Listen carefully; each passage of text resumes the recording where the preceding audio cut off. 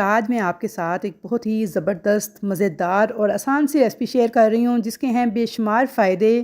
तो जी हाँ, आज मैं आपको बनाना सिखा रही हूँ मूली की चटनी और साथ में बाजरे के नरम और मुलायम फुलके बनाने का एक बहुत ही ज़बरदस्त तरीका बताऊँगी। तो भी बस चटनियाँ वगैरह जो हैं अमूमन गर्मियों में खाने के साथ मज़े की लगती हैं और ज़्यादातर इस्तेमाल की जाती हैं, मगर मूली की ये चटनी जो है ये सर्दियों में ख़ास तौर पर अगर आप इस्तेमाल करेंगे ना तो इसके बेशुमार फ़ायदे आप उठा सकते हैं और खाने में ये बहुत ही लजीज़ बन के तैयार होती है। तो आज की जो रेसिपी है जी वो मूली की चटनी है जो कि इंतहाई फ़ायदेमंद होती है हमारे मैदे के लिए, मसाने के लिए, यूरिक एसिड के मसाइल के लिए और ख़ास तौर पे जो बच्चियां वज़न कम करना चाह रही हैं ना तो लाजमी से ये चटनी बना के इसे आप खाएं बाजरे की रोटी के साथ, दोपहर में खाने के साथ, तो बेहद तेज़ी से ये काम करती है। तो बहुत सारे इसके फ़वाइद हैं। तो अगर आप सर्दियों में डेली अपने खाने के साथ 1 टेबल स्पून भी ये इस्तेमाल कर लेंगे ना तो आपके हाजमे के बहुत सारे मसले जो हैं हल हो जाएंगे और ये मूली आपके लिए बड़ी फ़ायदेमंद साबित होगी। तो जैसा कि बहुत सारी वीडियोज़ में मैं कहती हूँ कि जब किसी चीज़ के फ़ायदे हमें पता चल जाते हैं तो उसका असर डबल हो जाता है, क्योंकि हम इसे पूरे यकीन और एतमाद के साथ इस्तेमाल करते हैं। तो बिल्कुल ऐसे ही अल्लाह ताला ने हर मौसम की सब्ज़ी, फल के अंदर और ड्राई फ्रूट्स के अंदर ना बेशुमार फ़ायदे रखे होते हैं हमारे लिए, ताकि हम मौसम की सख्तियों से निपट सकें और इनका मुकाबला कर सकें। तो उन्हीं में एक मूली भी है, इस मौसम की सब्ज़ी। तो इस मौसम में ज़रूर से आप इसका इस्तेमाल करें। बच्चों को मूली के पराठे बनाकर खिलाएं, मूली की भुजिया बनाकर खिलाएं, मूली की चटनी बनाकर खिलाएं और इसके अलावा आप अलसी की पिनियाँ भी ज़रूर बनाएं इस मौसम में। तो यहाँ पे देखिए मैंने एक ली थी मीडियम साइज़ की मूली और बातें करते करते मैंने उसके छिलके उतारे हैं, उसे काट लिया है और उसके जो ऊपर पत्ते थे ना इनको मैंने अच्छी तरह से पहले वॉश किया था, फिर ड्राई कर लिया था और बिल्कुल सेंटर वाले जो कूले से पत्ते होते हैं ना उन्हें भी आपने बारीक बारीक काट लेना है। अच्छा, अब यहाँ पे ना मूलियों को मैंने छोटे छोटे टुकड़ों में काट लिया था, क्योंकि जितना आप छोटा काटेंगे ना उतना आपकी चॉपर की जो मोटर है उसके ऊपर कम लोड पड़ेगा, तो इसलिए मैंने इनको ना थोड़ा सा और छोटा कर लिया था। तो यहाँ पे एक मीडियम साइज़ की मूली आपने लेनी है, उसे आपने अच्छे से पहले वॉश कर लेना है पत्तों समेत और पत्ते उसके ड्राई कर लेने हैं। उसके बाद आपने उसकी कटिंग कर लेनी है जैसे मैंने आपको दिखाई है, और बिल्कुल सेंटर वाले जो कूले से पत्ते हैं ना उनको आपने इस तरह से बारीक बारीक काट के ऐड कर लेना है मूली के साथ ही। अब बाकी जो चीज़ें हैं वो मैं आपको साथ साथ दिखाती जाऊँगी और बताती जाऊँगी कि किस तरह से आपने ये मज़ेदार और हाज़मेदार चटनी तैयार करनी है। अब यहाँ पे मैंने एक अदद चॉपर लिया है और इसके अंदर 1 प्याली हरा धनिया था जिसे मैंने अच्छी तरह से वॉश करके तो मोटा मोटा काट लिया था। टहनियों समेत ही आपने धनिया ऐड करना है, क्योंकि इसकी टहनी के अंदर भी बहुत ज़्यादा ग़िज़ाइयत होती है। तो यहाँ पे देखिए जी धनिया मैंने डाल दिया है चॉपर के अंदर। अब मैंने यहाँ पे पुदीना लिया है, तकरीबन 2 टेबल स्पून के बराबर पुदीने के पत्ते सिर्फ काट के ऐड करने हैं, टहनियाँ नहीं ऐड करनी है आपने। ये इसमें डाल देंगे और अब इसके अंदर डालेंगे 2 लहसुन के जवे और साथ में मैंने 1 इंच का अदरक का टुकड़ा लिया था जिसे मैंने इस तरह से काट लिया था, और 2 मैंने लिए हैं हरी मिर्चें।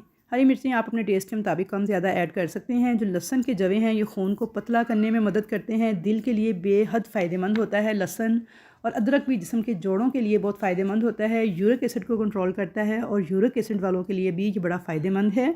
उसके अलावा ये वज़न को कंट्रोल करने में मदद करता है। अब इसमें कुछ मसाले डालेंगे, तो जिसमें देखिए सबसे पहले मैंने डाला है हाफ़ टी स्पून रेगुलर नमक जो हम किचन में यूज़ करते हैं, हाफ़ टी स्पून इसमें जाएगा काला नमक और साथ हाफ़ टी स्पून मैंने डाली है कुटी हुई काली मिर्च। इसे अपने दरदरा सा पीस लेना है और इस तरह से ऐड कर देना है। हाफ़ टी स्पून इसमें जाएगा साबुत सफ़ेद ज़ीरा। तो बस ये सिंपल से मसाले हैं। नमक जो है वो भी आप अपने टेस्ट के अकॉर्डिंग कम ज़्यादा कर सकते हैं, मैंने बिल्कुल मुनासिब से ऐड किया है। एक मैंने छोटे साइज़ का टमाटर लिया था जिसे मैंने इस तरह से मोटा मोटा काट लिया था, इसको भी साथ ही ऐड कर देंगे। और एक बिल्कुल छोटे साइज़ का प्याज था बेबी ऑनियन, इसे भी इस तरह से सेंटर से 2 हिस्सों में कट करके तो ऐड कर देंगे। अब बस हम पहले इन चीज़ों को चॉप कर लेंगे, उसके बाद मैं आपको बताती हूँ कि मूली को कब ऐड करना है। तो यहाँ पे देखिए जी मैंने इसके थोड़ा सा पीस लिया था और यहाँ पे देखिए माशाल्लाह से इतनी खुशबूदार चटनी हमारी तैयार हो गई है। अब आपने क्या करना है, इसके अंदर ऐड कर देनी है मूली और मूली के पत्ते जो थे। तो पहले इसलिए ऐड नहीं किया कि अगर हम धनिया वगैरह के साथ ही इसको पीस देना तो बिल्कुल एक पेस्ट सा बन जाएगा, जबकि जब इस तरह से आप डाल के अब आपने बस दरदरा सा इसको पीसना है तो मूली थोड़ी सी दरदरी सी आपकी जब चटनी में आएगी ना तो आपको उसका ज़्यादा अच्छा टेस्ट लगेगा। बाकी ये टोटली आप पे डिपेंड करता है, अगर आप बिल्कुल पेस्ट बनाना चाहते हैं तो इसे साथ ही ऐड कर दें। अगर आप इस तरह से दरदरा सा पीस के मूली का लुत्फ़ उठाना चाहते हैं तो फिर आप इसे मेरी तरह बाद में ऐड कीजिएगा। तो यहाँ पे देखिए जी बेहतरीन चटनी हमारी बन गई है, लेकिन अभी इसमें हमने डालना है लेमन जूस। तो 1 लेमन का जूस आपने इसके अंदर ऐड कर देना है और ये चटनी आपकी 1 हफ़्ते तक फ्रिज में ख़राब नहीं होगी। इसे आपने एयर टाइट किसी भी शीशे वाले जार में डाल के या फिर किसी चीनी वाले जार में डाल के आपने सेव कर लेना है। और अगर आप चाहते हैं इसे 1 महीने तक सेव करना तो आपने क्या करना है, इसके अंदर 4 टेबल स्पून सिरका भी ऐड कर देना है। उसके अलावा आपने धनिया, पुदीना, मूली के पत्ते, मूली जो भी चीज़ें ऐड करनी है ना, सारी बिल्कुल ड्राई करके ऐड करनी है। पानी वगैरह उनके अंदर नहीं होना चाहिए। मतलब ये कि मूली को भी धो के आपने अच्छी तरह खुशक करने के बाद ऐड करना है, पुदीने को भी धो के खुशक करने के बाद ऐड करना है, और धनिया को भी। फिर आपकी ये जो चटनी है 1 महीने तक भी फ्रिज में ख़राब नहीं होगी। साथ आपने 4 टेबल स्पून एंड पे सफ़ेद सिरका भी ऐड कर देना है। तो अगर आप इस तरह से बनाते हैं तो 1 हफ़्ते तक ये भी आपकी फ्रिज में ख़राब नहीं होगी।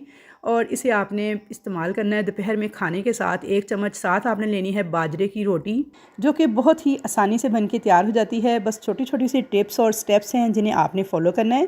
तो वीडियो को स्किप मत कीजिएगा, लास्ट तक वॉच कीजिएगा ताकि आपको रेसिपी को मुकम्मल तौर पर फॉलो कर सकें। इससे पहले मैंने आपके साथ मकई के आटे की नरम मुलायम और फूली हुई रोटी पकाने की रेसिपी शेयर की थी, जिसे आप सब ने बेहद पसंद किया। तो बहुत ज़्यादा रिक्वेस्ट आ रही थी जी कि हमें बाजरे की रोटी बनाना सिखाएं, क्योंकि सर्दियों में इसका इस्तेमाल ज़्यादा होता है। और उसके अलावा सर्दियों में वज़न कम करना भी बहुत आसान हो जाता है, क्योंकि सर्दियों में हम बाजरे की रोटी जो है ना वो खाने में इस्तेमाल बहुत आसानी से कर सकते हैं। तो बाजरे की रोटी का जो टेस्ट होता है ना वो बिल्कुल गंदम की रोटी जैसा ही होता है। और अगर हेल्थ बेनिफिट्स की बात की जाए तो वह गंदम की रोटी से बहुत ज़्यादा इसके फ़ायदे हैं। बाजरे की रोटी में गंदम की निस्बत बहुत ज़्यादा न्यूट्रिशंस मौजूद होते हैं। Protein, fibre, iron, phosphorus, magnesium, zinc और विटामिन B6 पाए जाते हैं। और इसके अलावा सर्दियों में अगर आप कोई डाइट प्लान फॉलो कर रहे हैं तो उसके अंदर आप बाजरे की रोटी का इस्तेमाल करें तो यकीन जानिए इसके आपको बेहद ज़बरदस्त किस्म के रिज़ल्ट मिलेंगे। अभी मेरे पास देखें ये बाजरे का आटा है। इस तरह से आपने मेजरिंग कप से या फिर कोई सा भी कप लेके उसके साथ आपने डाल के इसे लेवल करके 1 कप आटा आपने निकाल लेना है।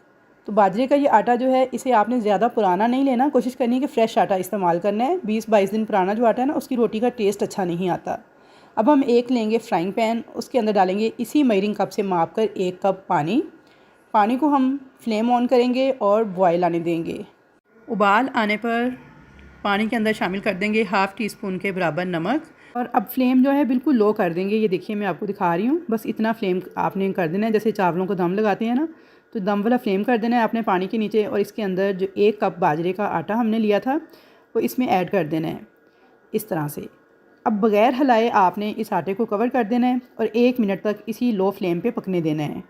तो जब तक 1 मिनट तक आटा जो है पक रहा है तो मैं आपको बता दूं कि वज़न कम करने के लिए जो बाजरे के आटे की रोटी है बेहद आइडियल मानी जाती है, क्योंकि इसमें गंदम की रोटी से कहीं कम कार्बोहाइड्रेट्स होते हैं। अगर गंदम की रोटी की बात करें तो इसमें तकरीबन 72% कार्बोहाइड्रेट्स मौजूद होते हैं, जबकि बाजरे की रोटी में 30% से भी कम कार्बोहाइड्रेट्स पाए जाते हैं, जो कि वज़न कम करने के लिए बहुत ही आइडियल माने जाते हैं।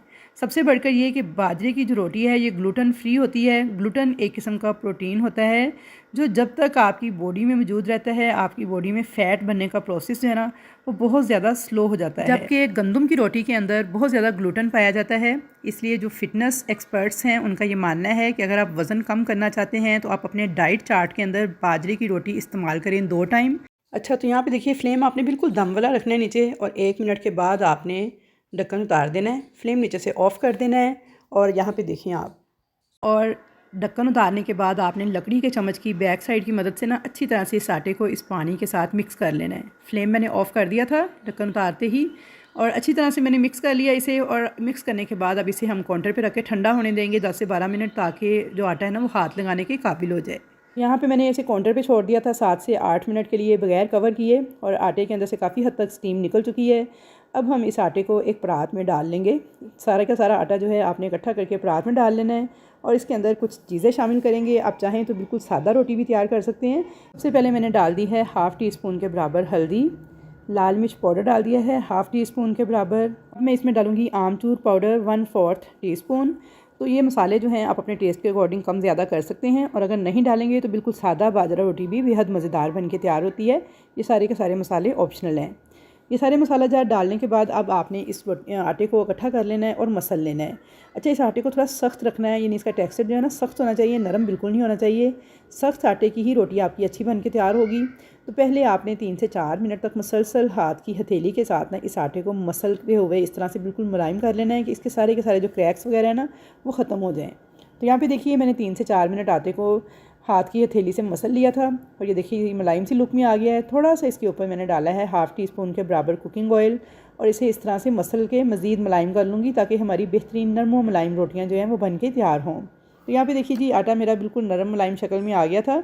तो मुझे थोड़ा सा आटा ज़्यादा सॉफ्ट लग रहा था, तो मैंने इसके अंदर तकरीबन 2 टेबल स्पून खुश्क आटा शामिल किया है बाजरे का। इसे भी इसी तरह मसल लिया है और अभी मुझे आटा मज़ीद सॉफ्ट लग रहा था तो मैंने 2 टेबल स्पून मज़ीद आटा डाल दिया था, यानी टोटल मैंने 4 टेबल स्पून ना आटा और डाला था। तो फिर मेरा आटा जो है ना बिल्कुल प्रॉपर कंसिस्टेंसी में आ गया था, यानी बहुत ज़्यादा नरम नहीं था, फिर ये हार्ड हो गया था और थोड़ा हार्ड ही होना चाहिए इस आटे को अगर आप चाहते हैं कि बेहतरीन रोटियाँ बन के तैयार हों। तो यहाँ पर देखिए जी आटा मेरा रेडी था। अब इसे कवर कर देंगे और 5 मिनट ना आपने इसको रेस्ट देनी है।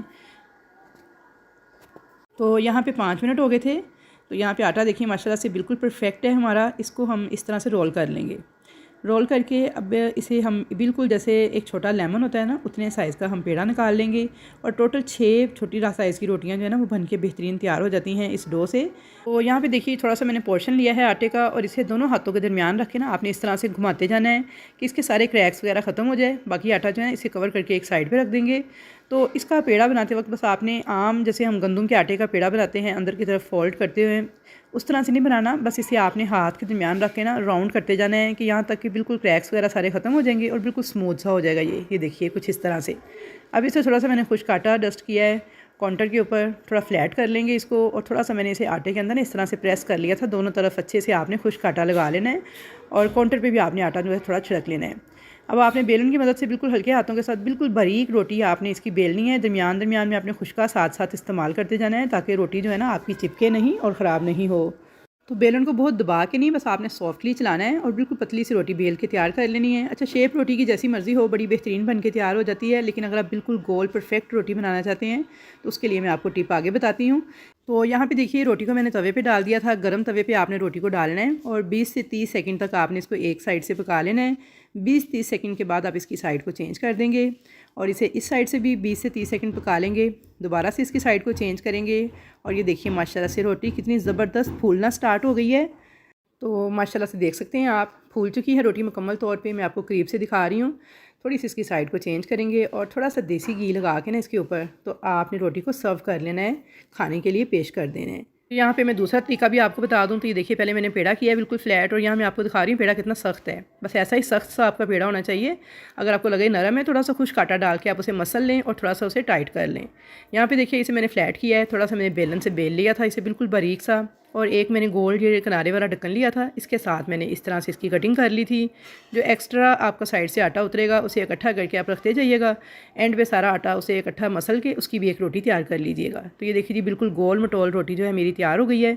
इसे तवे पे डाल देंगे और इसे पका लेंगे। रोटी हमेशा आपने गर्म तवे पे डालनी है और 20 सेकंड तक इसको एक साइड से पकाने के बाद अब आपने इसकी साइड को चेंज करना है। 20 सेकंड ही आपने इसे दूसरी साइड से भी पका लेना है मीडियम टू हाई फ्लेम पर। और उसके बाद ये देखिए माशाल्लाह से रोटी हमारी बिल्कुल बन के तैयार है। अब आप चाहें तो इसे तवे पे सेक लें या फिर इसे डायरेक्ट चूल्हे के ऊपर भी इस तरीके से सेक सकते हैं। दोनों तरीक़ों से बेहतरीन बन के तैयार हो जाती है। तो यहाँ पे माशाल्लाह से सारी रोटियाँ हमारी बन के तैयार हो गई थी। अब आपकी मर्ज़ी है, आप इन पर मक्खन या देसी घी लगा लें या फिर खुश्क फुलके ही बड़े ज़बरदस्त बन के तैयार होते हैं। आप इन्हें खुशक भी खा सकते हैं। तो यहाँ पे मैं आपको चेक करवा दूँ, ये है जी वो गोल रोटी और ये है जो नॉर्मल हमने पकाई थी बगैर गोल की है। ये देखिए माशाल्लाह से कितनी सॉफ्ट है, बिल्कुल देखिए ना टूट रही है ना कुछ और बिल्कुल नरम मुलायम और नरम सी रोटी है। इसे आप 8 से 7 घंटे के लिए लपेट के रख देंगे ना तो फिर भी ये नरम ही रहेगी, कड़क नहीं होगी। अच्छा अगर नॉर्मल तरीके से आप तैयार करें ना बाजरे की आटे की रोटी तो वो इतनी नरम नहीं पकती, वो हार्ड पकती है। उसके अलावा मैंने पिछले दिनों मकई के आटे की भी ऐसे फुलके तैयार किए थे। तो बहुत से लोगों ने कहा जी गंदम के आटे के अंदर लगता है कलर मिलाया है, किसी ने कहा हल्दी मिलाई है। तो देखिए नेगेटिव ना सोचा करें, कुछ नया सीखने की कोशिश किया करें। तो इसलिए जब मैं आपके साथ कोई रेसिपी शेयर करती हूँ ना तो आप उसको पहले ट्राई किया करें, उसके बाद अपना फीडबैक जो है ना वो शेयर किया करें। ऐसे ही नेगेटिविटी मत फैला दिया करें। यहाँ पे आप इस रोटी को मूली की इस चटनी के साथ एंजॉय करें तो यकीन करें खा के आपको मज़ा आ जाएगा। आई होप कि आज की वीडियो आपको पसंद आई होगी। वीडियो अगर पसंद आई है तो जल्दी से लाइक करें, शेयर करें, सब्सक्राइब करें और अच्छा सा एक कमेंट करके बताएं कि कैसी लगी आपको मेरी आज की ये वीडियो। अल्लाह हाफिज़।